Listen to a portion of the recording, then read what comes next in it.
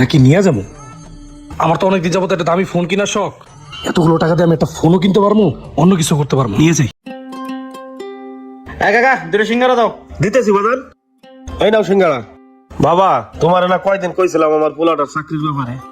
পোলাটা ঘরে বসে রয়েছে, 3 মাস ধরে ঘর ভাড়া দিতে পারি না। যদি একটা চাকরির ব্যবস্থা করে দিতেন আমার খুব উপকার হইতো। আচ্ছা হ্যাঁ, আর ব্যাপারে আমি যে কথা কইছি এক কাজ করো, আর বিকেলে আমাকে দেখা করতে হবে, চাকরির ব্যবস্থা করে দেবো না। হ্যাঁ ঠিক আছে বাবা।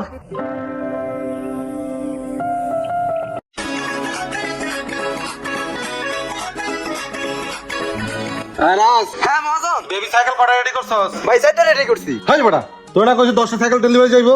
10টা রেডি কর যা। আচ্ছা ভাই যাইতেছি। আচ্ছা যা। এই সুমিত ভাই 10টা বেবি সাইকেল পার্সেল দেওয়া লাগবো, চালু করে রেডি করেন।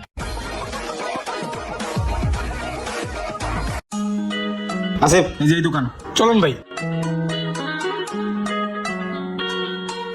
শাহিন ভাই কি অবস্থা, ভালো আছে? এই তো ভাই, মুন্না ভাই যে, বসেন বসেন। ভাই আপনার একটা লোকের কথা কইছিলাম না? হ্যাঁ। এই যে আর আমার বাসায় ভাড়া থাকে, গরিব বেঞ্চের পোলা, একটা চাকরির খুব দরকার, যদি আপনার লোক লাগে ওরা রাখতে পারেন ভাই। লোকটা একটা দরকার, কিন্তু বিশ্বস্ত লোক পাওয়াটা খুব কঠিন ভাই, বুঝছেন? আর আপনি যেহেতু নিয়ে আসছেন, আচ্ছা তোর নাম কি? আসসালামু আলাইকুম মহাজন, আমার নাম আসিফ। তাহলে একেবারে কতদূর কি করছো? 8ম শ্রেণী পর্যন্ত। 8ম শ্রেণী পর্যন্ত না? আচ্ছা ঠিক আছে। হ্যাঁ রাজ, এদিকে আয়। জি মহাজন। ওরে ওই যে কাজ টাজগুলো বুঝাই দে, তাহলে আজকে থেকেই করো নাকি? আচ্ছা ঠিক আছে, তাই নিয়ে যা। আচ্ছা মহাজন, নিয়ে যেতেছি। এই, ঠিক আসেন। আছে। শাহিন ভাই আমার একটু কাজ আছে, আমি গেলাম তাহলে, থাকেন। আরে বসেন, চা খান। না ভাই অন্য সময় যাই। আচ্ছা আবার আইসেন ভাই। আচ্ছা।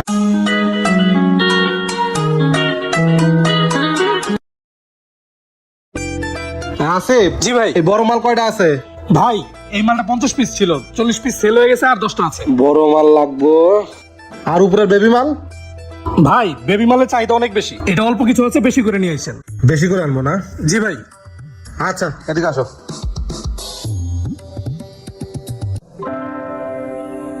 হ্যাঁ আসিফ, জি ভাই বলেন। একটা কাজ করো, এই জায়গায় 2 লাখ টাকা আছে, এটা ব্যাংকে জমা দিয়ে আসো। হ্যাঁ আচ্ছা ঠিক আছে ভাই। ও নসির, সবাই এত বছর ধরে কাজ করি, আসিফে দিয়ে ব্যাংকে টাকা পাঠায়, আর আমার দিয়ে সাইকেল মুছাই, ইজ্জত পাইলাম না। ডিসগাস্টিং। হ্যাঁ রাজ। হ্যাঁ মহাজন, হ্যাঁ ভালো করে সাইকেলগুলো মোছ। মুস্তাজি।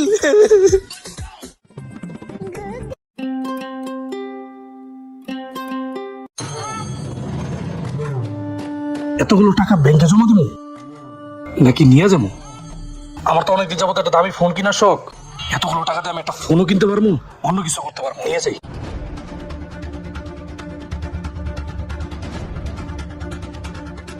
এই সোহাগ। হ্যাঁ। আইসস? হ্যাঁ চল তাড়াতাড়ি জায়গা। আচ্ছা চল চল।